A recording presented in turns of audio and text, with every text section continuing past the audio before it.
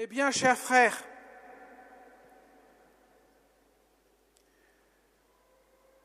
moi je suis le pain vivant qui est descendu du ciel. Si quelqu'un mange ce pain, il vivra éternellement. Celui qui mange ma chair et boit mon sang, car le pain que je donnerai, c'est ma chair, donnée pour la vie du monde, demeure en moi et moi je demeure en lui, nous dit Jésus dans l'évangile de ce dimanche qui fait suite à celui de dimanche dernier et qui trouvera une suite dimanche prochain. Mes chers amis, nous sommes arrivés au sommet du discours du pain de vie. Là, Jésus donne la vision même de ce qu'est le mystère. Il annonce par anticipation le mystère de la croix, le mystère de l'Eucharistie qui trouve sa source dans la croix. Le pain que je donnerai, c'est ma chair donnée pour la vie du monde. Alors évidemment, les Juifs se disent, mais il est complètement barjot, le gars. Il est fou. Et pourtant, ce sont les mêmes qui l'ont presque propulsé comme roi, le nouveau roi d'Israël, le Messie qu'on attend. Mais là, il déchante, sérieusement. Il parle de manger sa chair. Ça paraît tellement invraisemblable. Et pourtant, Jésus va marteler les mêmes paroles, n'entrant pas dans une explication d'un mystère qui, de toute façon, échappe à la raison. On pourrait se dire, il va donner une explication pour qu'il puisse comprendre. Mais manifestement, Jésus sait par avance que l'explication sera inutile, ne servira à rien. La seule explication, le seul indice que Jésus donne, c'est que le pain que je donnerai, c'est ma chair donnée pour la vie du monde. Le pain, c'est pour nourrir le corps. La chair du Fils de Dieu, celle qui a été empruntée du sein de la Vierge Marie pour que l'homme Dieu puisse être, le Fils de Dieu puisse être homme en même temps tout en étant Dieu, la raison ultime de l'incarnation, de ce grand mystère du Dieu fait homme, n'a pas d'autre raison, but, que de donner sa vie sur la croix. Ce mystère de l'incarnation est en vue de la rédemption, du rachat des péchés, du salut du monde. Et par la même occasion, par le sacrement du mystère de l'Eucharistie dont il s'agit, bien évidemment, Jésus veut montrer que nous avons besoin de nous nourrir notre foi, de même que nous prenons soin de nourrir notre corps, et que le ventre nous appelle à manger régulièrement, plusieurs fois par jour, de même notre âme a soif et a faim de Dieu. Or, c'est de l'ordre du spirituel et non pas de l'ordre du charnel. Ce qui veut dire que je n'aurai pas d'indice de mon âme qui me dira « j'ai faim et j'ai soif ». Ça passera nécessairement par le mystère de la foi. Car tout est là. Si je ne crois pas en les paroles du Christ, le bienfait du mystère me donnera rien en substance.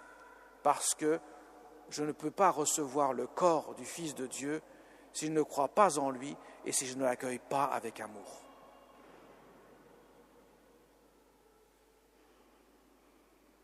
Là, nous sommes sur un point absolument capital, le point névralgique du mystère que le Christ vient révéler au monde. Il vient donner sa vie sur la croix, mais en même temps, il laisse à chacun d'entre nous La réalité même de ce mystère de la croix dans le mystère de l'Eucharistie, le sacrifice rendu présent et actualisé sur l'autel, mais aussi son corps et son sang en nourriture. Autrement dit, ce mystère, ce sacrement ne donne pas seulement la grâce, mais il donne Dieu lui-même. Il vient pour nous donner sa vie, donner cette nourriture qui vient nourrir notre vie. Si nous ne mangeons pas la chair du Fils de l'homme, dit Jésus, nous n'aurons pas la vie en nous, nous n'aurons pas la vie éternelle en nous, ça veut dire que si nous n'accueillons pas l'amour que Dieu nous donne à travers son corps et son sang, comment pourrions-nous supporter le chemin de la foi qui est un chemin ardu? Comment pourrions-nous avoir une foi vivante si elle n'est pas nourrie par le corps du Fils de l'homme? Voilà pourquoi, mes chers amis, ce que Jésus révèle dans l'évangile de ce jour ne s'adresse pas seulement aux Juifs qui ne comprennent rien. Ils auraient pu essayer de comprendre un peu, mais l'orgueil, la suffisance qui habite leur cœur est telle que cela devient incompréhensible, parce qu'ils n'ont pas la foi. Et l'on verra dimanche prochain que même si Pierre ne comprend rien, malgré tout, la foi habitera son cœur, même s'il est fragile dans sa foi. C'est la grande différence qu'il y a entre les apôtres, hormis Judas, les disciples du Christ et la foule des Juifs qui, eux, sont avides de miracles, mais pas de mystères, qui n'ont pas la foi. Alors, mes chers amis, ceci est au bon et aussi pour nous. Cet évangile n'est pas seulement révélé pour les Juifs de l'époque, qui ne comprennent pas, qui prennent Jésus pour un fou, mais aussi pour chacun d'entre nous. Même nous qui venons à la messe le dimanche, Jésus veut réveiller notre foi et nous interpelle en quelque sorte. Est-ce que tu crois que celui que tu reçois, c'est moi, le Dieu vivant? Est-ce que tu m'accueilles comme tu accueilles quelqu'un de cher à ton cœur? Est-ce que tu as fait de ton cœur un trône où je puis demeurer? Car, comme il le dit, celui qui mange ma chair et mon sang demeure en moi, et moi je demeure en lui. Je viens demeurer en vous par mon corps et mon sang pour que je puisse établir mon règne en vous et vous donner la grâce dont vous avez besoin pour suivre le chemin de la foi. Car les sacrements, et à plus forte raison l'Eucharistie qui donne Dieu lui-même, est un secours pour nous conduire jusqu'à lui. Car la sainteté n'est pas tant de faire des choses pour Dieu, des efforts pour Dieu. La sainteté, c'est de laisser Dieu vivre, demeurer en moi. Quand nous fêtons les saints, comme nous avons fêté la Vierge Marie dans le mystère de son Assomption, il y a quelques jours, nous honorons non pas tant les mérites que la Vierge Marie aurait eus dans sa vie terrestre, que la qualité de ce cœur qui se laisse investir par l'amour de Dieu de telle sorte que nous honorons la grâce de Dieu qui agit en elle, la propulsant à la plus haute, au sommet, à la plus haute marche, au sommet de la sainteté, de telle sorte que les anges même en sont éblouis.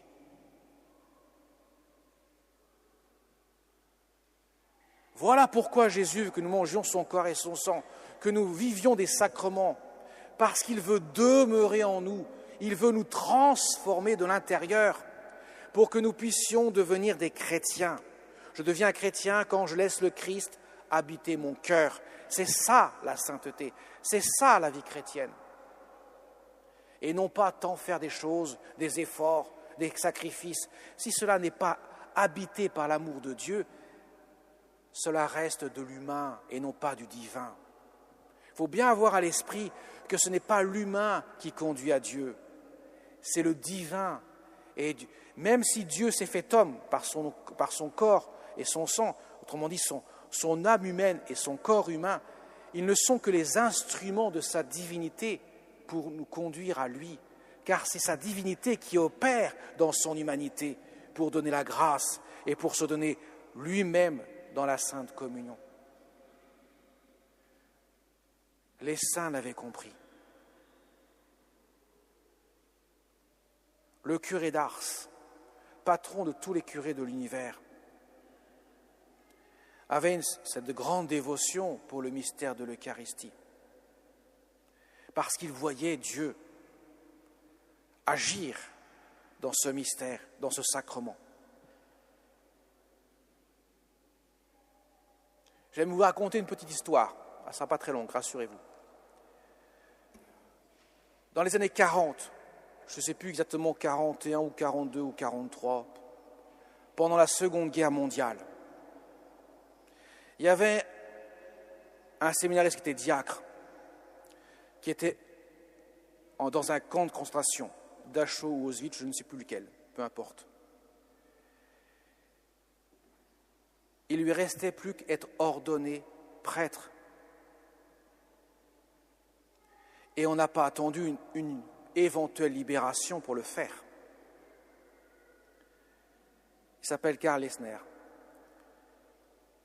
On s'est enquéré d'avoir l'autorisation de l'évêque de son diocèse et celui du lieu du camp de concentration pour opérer une ordination clandestine dont tout le monde s'y est mis, y compris les juifs, les protestants et bien sûr les catholiques, pour permettre de réaliser une célébration d'une ordination dans le plus secret, bien sûr, caché aux yeux des nazis, pour que cet homme-là puisse dire une messe. Il ne dira qu'une seule messe dans sa vie, puisque le lendemain, il sera mort.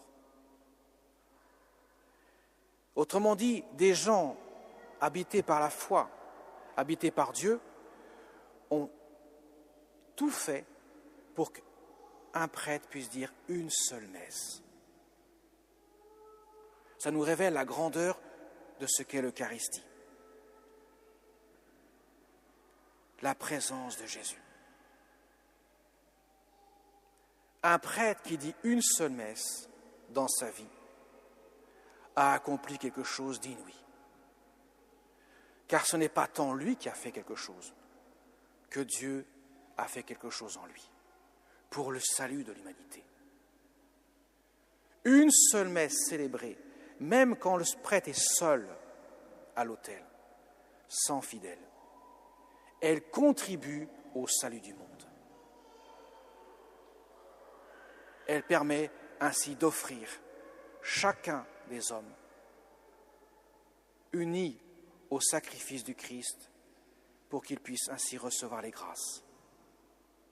Vous voyez, c'est pour dire l'importance de ce mystère. Et on comprend pourquoi Jésus va tellement insister. C'est seulement un des rares épisodes dans l'Évangile où on voit Jésus presque désespéré à redire les mêmes paroles sans cesse, comme une sorte de pratique de la thérapie, de la marteau-thérapie. Nous sommes les pointes, lui et le marteau, comme pour dire, je n'ai pas d'autre chose à vous dire que ce que je vous martèle. Accueillez-le, c'est pour votre profit spirituel, c'est pour votre bien, même si vous ne le comprenez pas. Passez du miracle au mystère. Entrez dans l'épaisseur de la profondeur de ma révélation. Et là, tout s'ouvrira. Vos cœurs seront ainsi nourris en profondeur, comme l'était notre Mère du ciel et tous les saints du ciel. Amen.